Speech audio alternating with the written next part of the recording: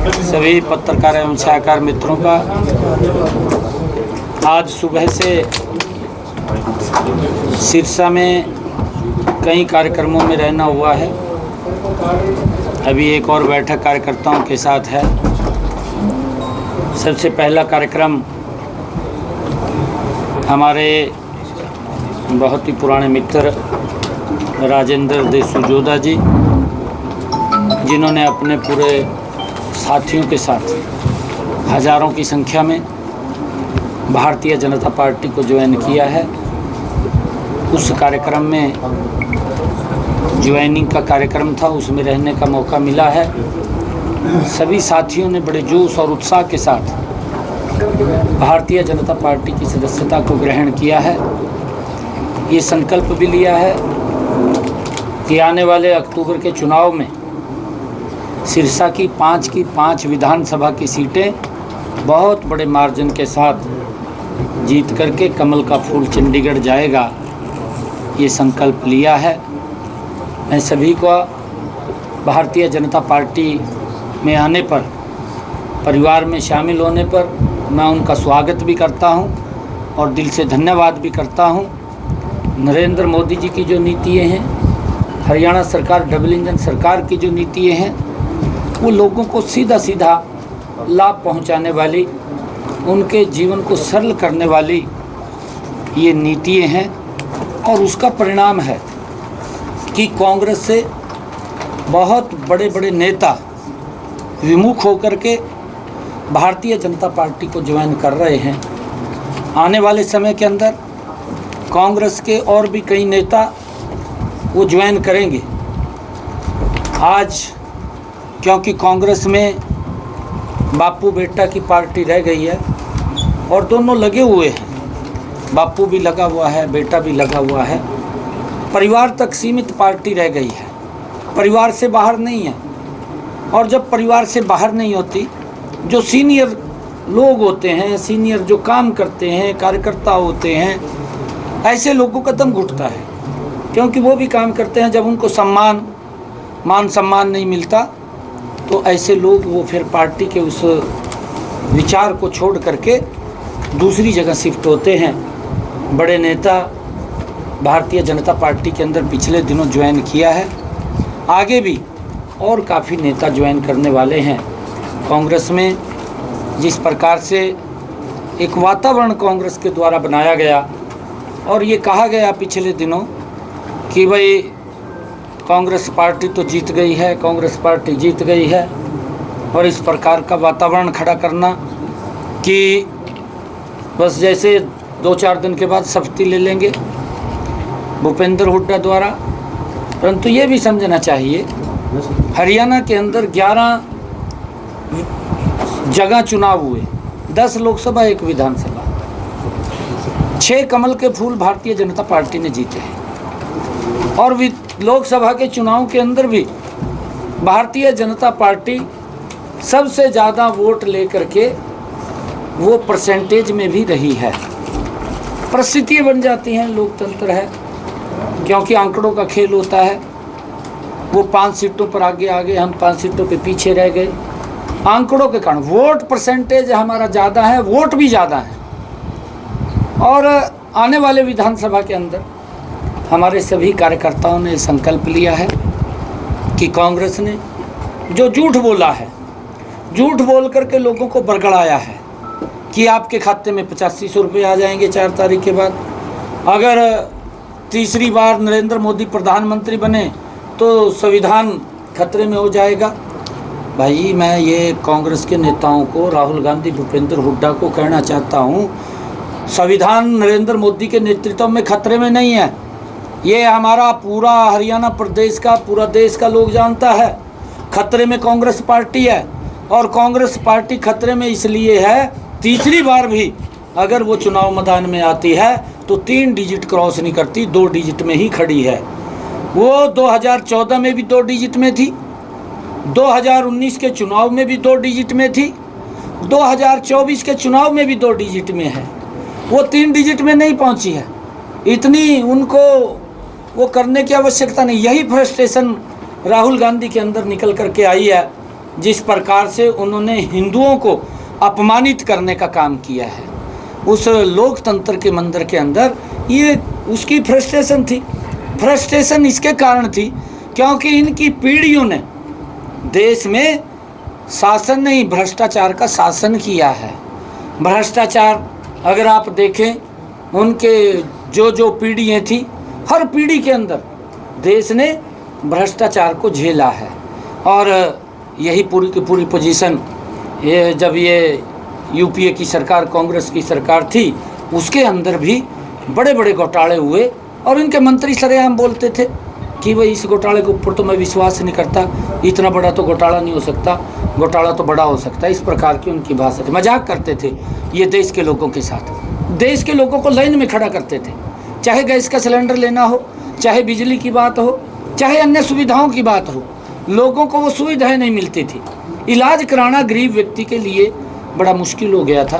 परंतु नरेंद्र मोदी जी के नेतृत्व में आयुष्मान कार्ड, चिरायु कार्ड, व्यक्ति को चिंता नहीं है। अगर कोई गंभीर बीमारी आती है तो सम्मान सर ऊंचा करके अपना इलाज करा सकता है। ये सम्मान भी नरेंद्र मोदी की सरकार ने दिया है। परंतु इस प्रकार का वातावरण, इस प्रकार का माहौल खड़ा कर देना कि भाई हम तो सरकार में आगे, सरकार में कहाँ आगे, सरकार के अंदर तो जो विधानसभा के चुनाव के अंदर भूपेंद्र हुड्डा भी बोलते थे और कई और भी जो इनके साथी सहयोगी थे, क्योंकि इनेलो का भी पैचअप कांग्रेस के साथ हो रहा है। मैं तो आज ये कहना चाहूँगा इनेलो के लोगों को कि आप थोड़ा सा वर्किंग करें, थोड़ा काम करें। कांग्रेस को क्यों सरेंडर कर रहे हैं? आप भी अपना कोई जनाधार मजबूत करें। मैं ये आपको कहना चाहता हूँ, क्योंकि आपका जनाधार निकल चुका है, आपके नीचे ज़मीन नहीं रही है। आप अपनी ज़मीन को बचाने के लिए कुछ ना कुछ मेहनत करें, कुछ ना कुछ काम करें। आपने भी करनाल के विधानसभा में इनेलो ने कहा था कि भाई सारे दल इकट्ठे हो जाओ और सारे दल इकट्ठे होकर बीजेपी को हराने का काम करेंगे। जब मेरी टिकट डिक्लेयर हुई, भूपेंद्र सिंह हुड्डा ये बोलते थे करनाल से कि यहाँ से रास्ता ये कांग्रेस के प्रत्याशी को जिता दो, ये रास्ता चंडीगढ़ विधानसभा में जाएगा। परंतु वहाँ के लोगों ने जो मैंडेट दिया है, जो उन्होंने वहाँ फैसला दिया है, वो फैसला दिया है कि चंडीगढ़ तो कमल का फूल जाएगा। नरेंद्र मोदी के नेतृत्व में ये प्रदेश मजबूती से आगे बढ़ेगा। ये सारे लोग इकट्ठे हुए हैं। आम आदमी इकट्ठी होगी, उसका तो गठबंधन था। एक दूसरे को जो गाली देते थे वो एक दूसरे के गले मिलते नजर आए। चाहे वो इनेलो का था, उसने भी कई बार स्टेटमेंटें दे करके सारा का सारा अपना वोट वो कांग्रेस की तरफ भेज दिया। और चाहे जजपा थी, जजपा ने भी अपना वोट सारा का सारा कांग्रेस की तरफ ट्रांसफ़र कर दिया। मैं इनको ये निवेदन करना चाहूँगा, चाहे जजपा है चाहे इनेलो है, कि आप थोड़ा अपने पैरों पे खड़े हों और आप संघर्ष करें।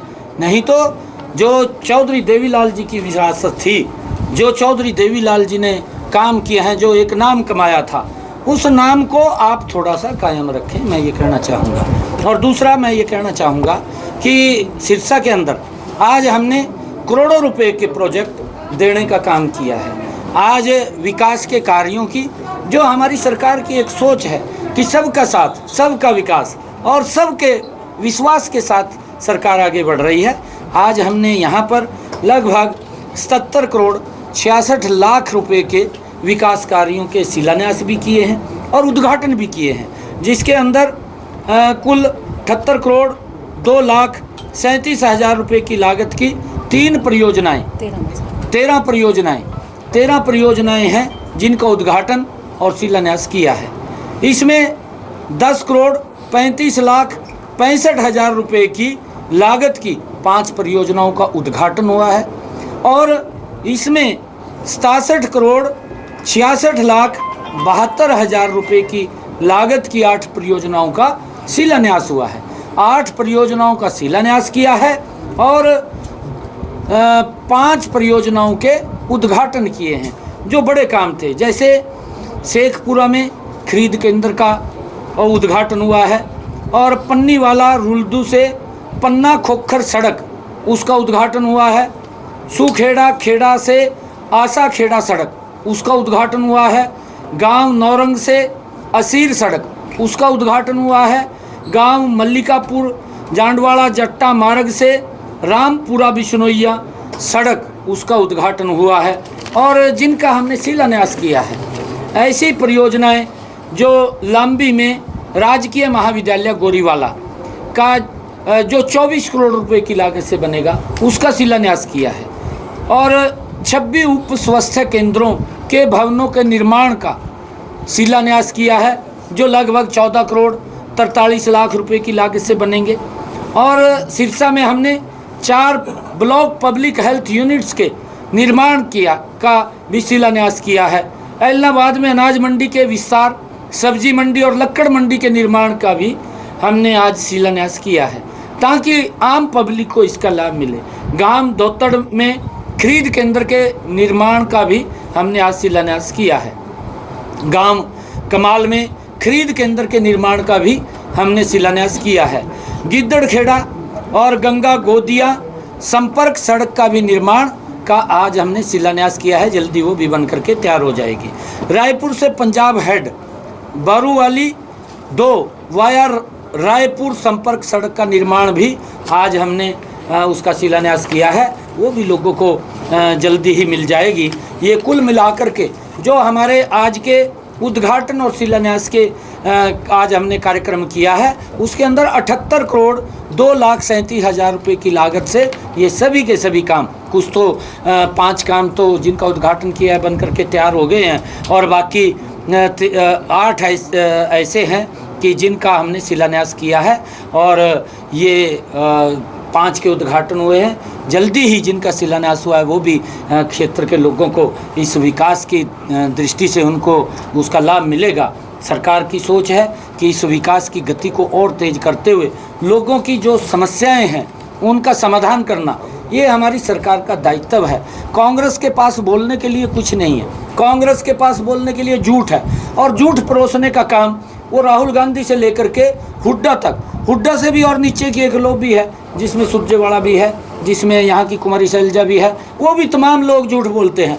अरे शपथ भी लेते हैं, उस पवित्र डॉक्टर भीमराव अंबेडकर जी के मान सम्मान को ठेस पहुंची होगी जब वो एक संविधान की कॉपी को लेकर के शपथ ले रहे थे। तो वो देश देख रहा था कि जिन लोगों ने उस संविधान का, डॉक्टर भीमराव अंबेडकर जी के उस पवित्र संविधान को अपमानित करने का काम किया समय समय के ऊपर, वो लोग आज संविधान की बात कर रहे हैं। किस प्रकार का झूठ, किस प्रकार का भ्रम फैला करके वो लोगों को बरगलाने का काम कर रहे हैं। आज हमने कार्यकर्ताओं से भी कहा है कि कांग्रेस के आने वाले समय के अंदर इस झूठ से हमने बचना चाहिए। हमने कई निर्णय भी लिए हैं, हमने ऐसे निर्णय लिए हैं, चाहे वो किसान हित के हैं, चाहे वो गरीब हित के हैं। हमने सबसे पहले जो निर्णय लिया कि जो गरीब व्यक्ति है, कांग्रेस ने बोल तो दिया 100-100 गज के प्लाट, ना कागज़ दिए ना कब्जा दिया। हमने उसको योजनाबद्ध तरीके से कागज़ भी देने का काम किया, कब्जा भी देने का काम किया, और जिस गांव के अंदर ये 100 गज के प्लाट को देने के लिए ज़मीन नहीं थी, उनके खाते के अंदर हमने 1-1 लाख रुपए पहुंचाने का काम किया, ताकि वो अपना 100 गज का प्लाट खरीद सके। और दूसरा हमने हैप्पी कार्ड दिया, जो 23 लाख परिवार, 84 लाख लोग, उनको 1000 किलोमीटर तक 1 साल के अंदर फ्री में यात्रा करने का। किसी ने बाज़ार में जाना है, किसी ने डॉक्टर पे दवाई लेने के लिए जाना है, किसी ने रिश्तेदारी में जाना है, तो उस कार्ड का उपयोग करते हुए उसका कोई किराया नहीं लगेगा, वो उसी योजना का लाभ उठा सकता है।